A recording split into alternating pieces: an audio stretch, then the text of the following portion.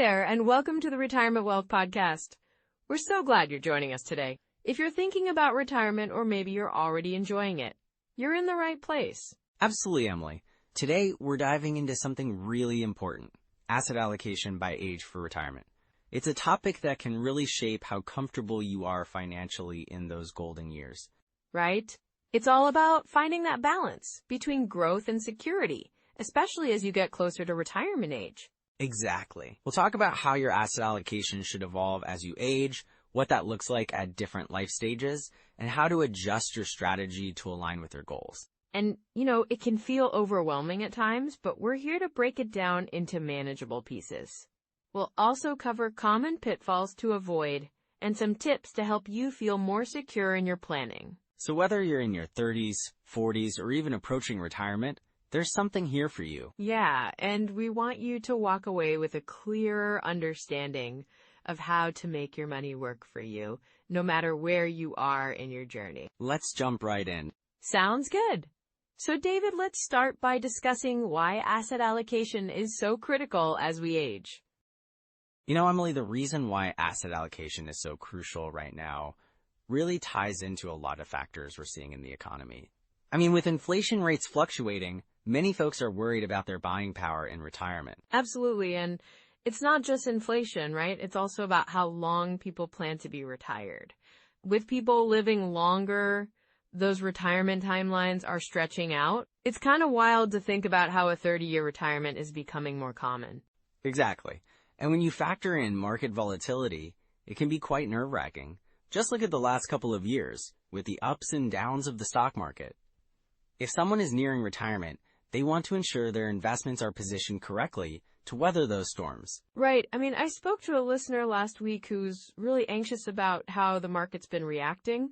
He's 62, planning to retire in just a couple years, and he felt like he was losing ground on his savings.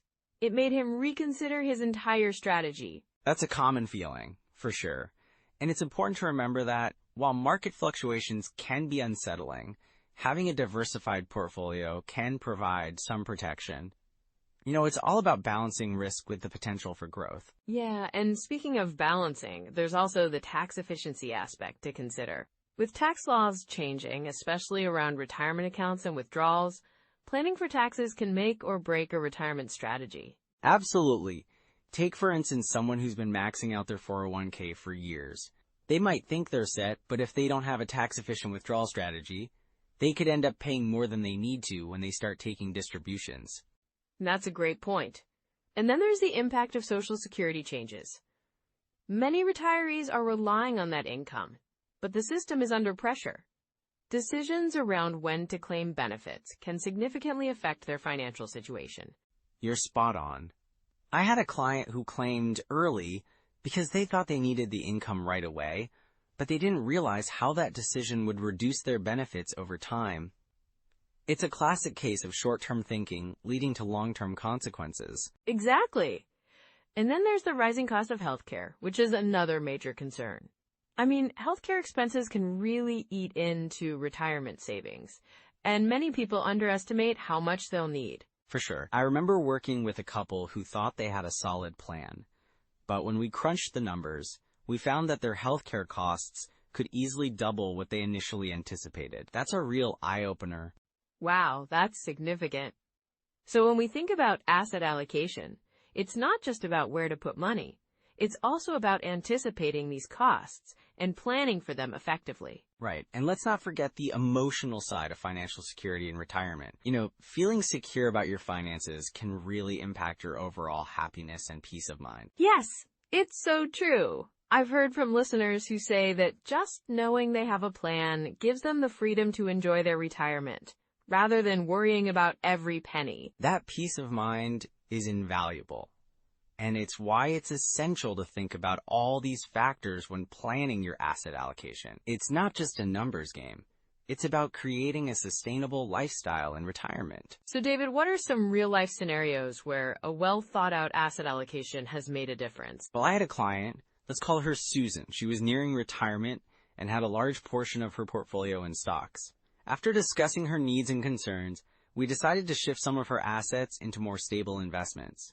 When the market took a dip shortly after she retired, she was able to weather it without panicking, thanks to her diversified approach. That's a great example. It makes such a difference to be prepared. I recently spoke with another listener, Mark, who put off adjusting his asset allocation, thinking it wasn't necessary yet. When the market dipped, he felt so unprepared that he started second-guessing his retirement date. That's a real risk. Procrastination can lead to missed opportunities or, worse, unnecessary losses. It's crucial to be proactive and revisit your asset allocation regularly, especially as you near retirement. Yes, and in that regard, I think legacy planning comes into play too. Many retirees want to leave something behind for their loved ones, and how they allocate their assets can impact that legacy. Definitely. I had a couple, let's call them Tom and Lisa, who wanted to ensure their children had a financial boost when they passed. By strategically allocating their retirement accounts and investments, they were able to create a plan that not only provided for their needs, but also supported their legacy goals. That's so inspiring. It's all about finding that balance, isn't it? Balancing current needs with future goals. It's a complex puzzle, but one that can be managed with the right strategies. Exactly. And with current economic trends constantly changing, it's vital to stay informed and adaptable. The world of finance isn't static. It's dynamic, just like life itself. So true, David. And as we transition into discussing some core strategies for asset allocation by age, it's clear that understanding these principles can truly empower people in their retirement planning journey. So, Emily, when we talk about asset allocation by age, it's really about balancing risk and growth potential, right? Exactly. I mean, the general rule of thumb suggests that as you age, you should gradually shift your asset allocation to be more conservative. Right. A common guideline is to subtract your age from 100. So if you're 60, that means you might want to have about 40% in stocks and 60% in bonds. That makes sense, but, it's not a one-size-fits-all approach. Individual circumstances can really change that mix. Absolutely. Things like your risk tolerance, financial goals, and how long you expect to be in retirement all play a part. And let's not forget about tax-advantaged accounts. I mean, 401ks and IRAs are so important for retirement savings. Right.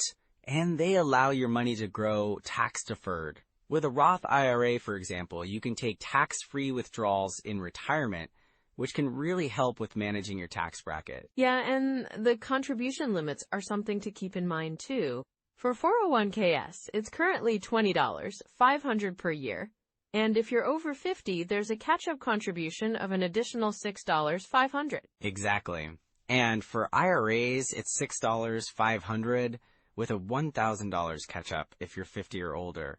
Those limits can really help boost your retirement savings. So if someone starts saving early, they can really take advantage of compound interest. Exactly. Let's say you start saving at 25 and contribute $6, $500 a year until you're 65. Assuming a 7% return, you could potentially have over $1.5 million by retirement. Wow, that's incredible. But what about those who are a bit older and haven't saved as much? Good point. For someone in their 50s, it's critical to ramp up contributions. Maybe they can even look into a backdoor Roth IRA if they exceed the income limits. Right, and let's not forget about real estate. It can be a great way to diversify your portfolio. Absolutely. Investing in rental properties can provide a steady income stream and also potential appreciation. So it sounds like diversification is key. Definitely. You want to avoid putting all your eggs in one basket. A mix of stocks, bonds, real estate, and possibly even annuities can provide a safety net. Speaking of annuities, they can be a good option for guaranteed income in retirement, right? Yes, they can. Fixed annuities provide a predictable income, while variable annuities can offer growth potential. But you really need to understand the fees and terms. That's so true. And then there's Social Security optimization. Yes, it's essential to strategize when to take Social Security benefits. The longer you wait, the higher your monthly benefit, up to age 70. So if you can afford to wait, that's usually the better option, right? Exactly. Every year you delay taking Social Security can increase your benefits by about 8%. And that can add up significantly over time. It really can. And once you start withdrawing, you'll want to consider withdrawal strategies, like the 4% rule. Right, the 4% rule suggests that you withdraw 4% of your retirement savings each year. Yes, and that's designed to make your money last for about 30 years. But again, it's essential to adjust that based on market conditions and your spending needs. And some people prefer the bucket strategy for withdrawals. Yes, that's a great approach. You essentially create different buckets for short-term and long-term needs, like one for immediate expenses and another for growth. It helps manage volatility, too. Exactly. That way, you're not forced to sell investments in a down market. And let's not overlook tax savings techniques. For example, tax loss harvesting can be a way to offset gains. Right, and being strategic about withdrawals from tax-deferred accounts versus taxable accounts can help minimize your tax burden in retirement. And don't forget about required minimum distributions, or RMDs. Yes, once you reach age 72, you'll be required to start taking distributions from your retirement accounts, which can impact your tax situation. So planning for those RMDs is crucial. Definitely. It's all about creating a strategy that fits your unique situation, and that includes working with professionals if needed. Which brings us to common pitfalls, right? Yes, there are plenty of pitfalls to avoid when planning your asset allocation. Can you share some of the most common ones? Sure. One major pitfall is being too conservative too early. Many retirees tend to shift too much into bonds, missing out on growth potential during their early retirement years. That makes sense. What else? Another common mistake is not having a clear plan for Social Security. Many people just take it at 62 without understanding the long-term implications. Right, and that can really impact their overall retirement income. Exactly. And then there's the lack of diversification. It's easy to get comfortable with what you know and not branch out. Yeah, and that can lead to unnecessary risk. Definitely. So it's all about understanding your goals, being proactive, and regularly reviewing your strategy. Which is something we'll dive deeper into in the next section.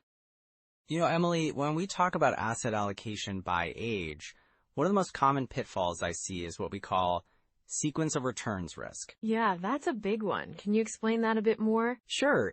It's basically the risk that the market will perform poorly in the early years of retirement when you're starting to withdraw from your investments. If your portfolio takes a hit right when you need to start pulling money out, it can really derail your retirement plans. Right, because if you're withdrawing while the market is down, it can have a compounded negative effect on your overall savings. Exactly. I once worked with a couple, let's call them Tom and Linda. They retired in 2008, right when the market crashed. They had a well-structured plan, but they hadn't factored in how a downturn could affect their withdrawals. They ended up having to dip into their principal to cover living expenses, which made it really tough for them. That sounds stressful. So what did they do to recover? Well, we had to reassess their withdrawal strategy. We shifted to a more conservative asset allocation and looked for ways to minimize their withdrawals during market downturns. They also started exploring part-time work to supplement their income, which helped take some pressure off their portfolio. That's a smart approach. And I guess the earlier you spot that red flag, the better, right? Absolutely. If you notice your portfolio taking a hit, or if you're relying too heavily on market performance for your income, it's time to reevaluate your strategy. Another common mistake I see is people ignoring taxes when planning their withdrawals. Oh, for sure. A lot of retirees don't realize how much taxes can eat into their income. They might withdraw from their 401k or traditional IRA without considering the tax implications. Right. I had a listener reach out once who was shocked to find out his tax bracket increased significantly because he was withdrawing more than he needed to. That's a classic case. It's all about understanding your tax situation and planning your withdrawals accordingly. For example, if you can keep your income below certain thresholds, you might pay a lower tax rate or even qualify for certain credits. So strategic withdrawals can actually save money in the long run? Exactly. It's like playing a game of chess. You have to think a few moves ahead. And speaking of planning, let's not forget about healthcare costs. Oh yeah, that's a huge one. That can really catch people off guard. Definitely. I remember working with a client named Sarah. She thought she had enough saved for retirement, but she didn't fully account for her healthcare expenses. After her husband had a health scare, their medical bills skyrocketed. That must have been overwhelming for her. It really was. We had to go back and look at her budget and adjust her asset allocation to ensure she had enough liquidity for those unexpected costs. It's crucial to factor in healthcare costs and longevity when planning your retirement. And it's not just about having enough saved, it's about having the right mix of assets too, right? Absolutely. Poor asset allocation can lead to higher risks or lower returns, especially when you're nearing retirement. I once had a retiree who was still heavily invested in stocks, thinking that would give him the best returns. But that can be risky as you approach retirement age, right? Yes. When you're closer to retirement, you should typically have a more balanced portfolio that includes safer investments. This retiree ended up losing a significant portion of his savings just before he was set to retire, which forced him to delay retirement. Ouch. It's so important to adjust your asset allocation as you age. Exactly. A good rule of thumb is to gradually shift toward more conservative investments as you get older. You want to protect that nest egg. And let's not forget about Social Security. Claiming it too early can be another pitfall. Yes. I've seen people claim Social Security at 62 because they feel they need the income, but that can significantly reduce their benefits in the long run. Right, and it's like leaving money on the table, isn't it? It really is. A couple I worked with had a plan to claim early due to financial pressures, but after a thorough discussion, we analyzed their needs and helped them understand the long-term implications. They decided to wait a few years, and it made a big difference in their overall retirement income.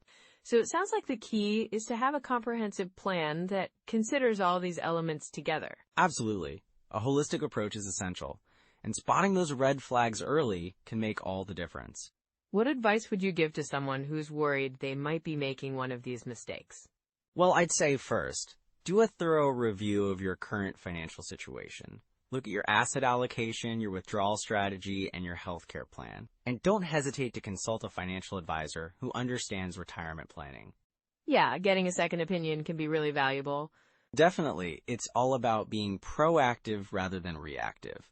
And if you do find that you've made some mistakes, remember, it's never too late to adjust your plan. That's encouraging to hear, David. So if someone is feeling overwhelmed, what would you suggest as their next steps? Start by taking a close look at your financial goals and your current situation. Then, consider reaching out to a financial planner who can help you create or modify your retirement strategy based on your unique needs. Great advice. It's all about being informed and making decisions that align with your long-term goals. Exactly. And remember, planning for retirement is a journey, not a destination. It's okay to make adjustments along the way. Absolutely. I think that's a perfect note to end on as we look forward to helping our listeners navigate their retirement planning.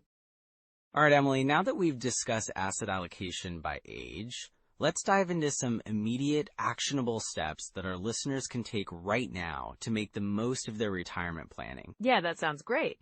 What's the first step? Well, I think a good starting point is to really assess your current asset allocation. You can use online tools like the retirement calculators offered by Vanguard, Fidelity, or Schwab. These tools can help you understand if your current allocation aligns with your age and risk tolerance. That makes sense. And those calculators are usually pretty user-friendly, right? Exactly. Just plug in some basic info, and they'll give you a rough idea of how well your investments are positioned for retirement. It's a great first step. What about checking in on your Social Security benefits? Absolutely, that's vital. You can visit ssa.gov to create an account and review your earnings history and estimated benefits. Knowing what you can expect from Social Security is key for your overall planning. Right, and that can help you see how it fits into your overall retirement income strategy. Exactly. And speaking of income, if you haven't already, consider running some retirement projections. You might want to explore financial planning apps like Personal Capital or Mint. They allow you to track your expenses and investments, giving you a clearer picture of your financial health. Those tools really help make those projections more tangible, don't they? They do. Plus, they can help you spot any gaps in your savings or spending habits. And habits are so important. What small steps do you recommend for listeners to start improving their planning? Well, I'd suggest starting with a quarterly review of your portfolio. It doesn't have to be a huge time commitment. Just a couple of hours to reassess your allocations and make adjustments as needed. That's very manageable. And even if someone is nervous about making changes, they can always consult with a financial advisor, right? Of course. A financial advisor can provide tailored advice and help you feel more confident about your decisions. Now, if you're looking for ways to educate yourself further, I'd recommend some great books and podcasts. Oh, I love that idea. What are some books you think would be helpful? The Total Money Makeover by Dave Ramsey is a classic. It covers budgeting and saving strategies. Also, The Boglehead's Guide to Investing offers solid advice on investing principles, which is essential for retirement planning. Those are solid recommendations. And what about podcasts? There are some fantastic ones out there, like Choose FI, which focuses on financial independence and smart investing strategies. It's really inspiring and full of practical tips. That sounds right up my alley. Listeners can learn a lot while they're out and about or even during their daily commute. Exactly. And it's never too late to improve your plan. Whether you're just starting or nearing retirement, making small changes now can have a big impact down the line. So true. I think incorporating those habits and utilizing those tools makes the whole process feel less overwhelming. Yes! And remember, you don't have to do everything at once.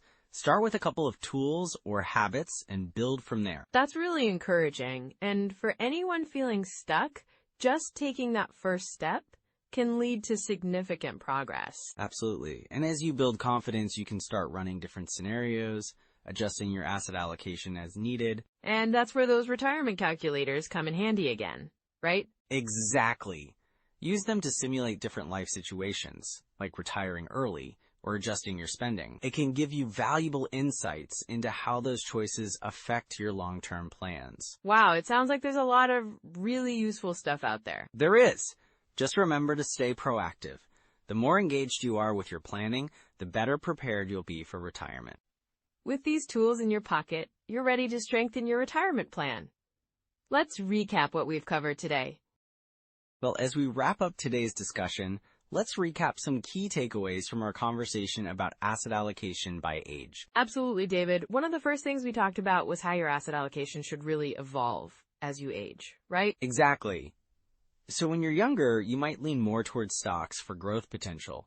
But as you approach retirement, shifting towards bonds can help reduce risk. Right, and we also mentioned the importance of having a diversified portfolio. It's not just about stocks and bonds, but including other assets like real estate or even commodities to balance things out. Yes, diversification can really help cushion against market volatility and maintain your retirement funds over the long haul. And let's not forget about the role of cash reserves. Having some liquidity can provide peace of mind during market downturns, especially as you near retirement. Absolutely. It's all about building a strategy that aligns with your goals and risk tolerance, and being flexible enough to adjust as your life circumstances change. And remember, folks, protecting your retirement wealth requires ongoing planning and adjustments. It's a journey, not a destination. Exactly, Emily. You want to make sure you're set up for success, not just for today, but for the years ahead.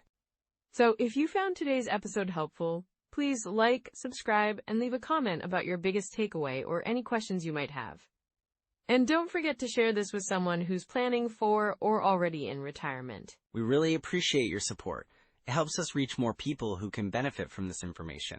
And next time, we'll dive into a fascinating topic, how to use Roth conversions for tax savings. You won't want to miss it. Until then, take care of yourselves and your retirement plans. Bye for now. Goodbye.